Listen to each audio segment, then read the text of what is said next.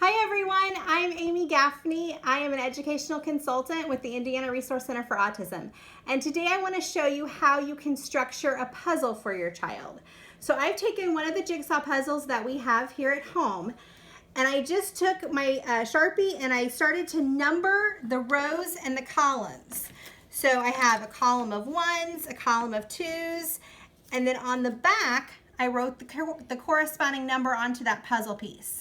So this piece goes in the 4 column, this piece goes in the 5 column, and it helps me know where to put the pieces.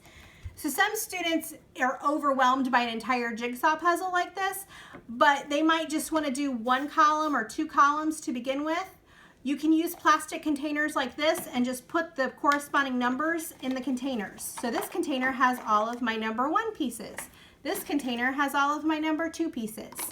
And I can work left to right, and I can find a piece and then figure out where it might go in my puzzle and build the puzzle that way.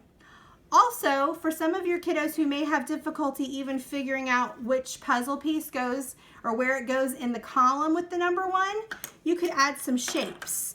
So this would be the 1 circle piece, and I'll put a circle there. And that's how it tells me where to put my puzzle piece. If I get another piece, this is also in the 1 column, but I might put a star on this piece.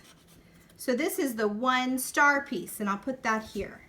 So as your kids go from left to right, picking up their puzzle pieces, finding the corresponding spot, hopefully they will enjoy some great success with their jigsaw puzzles.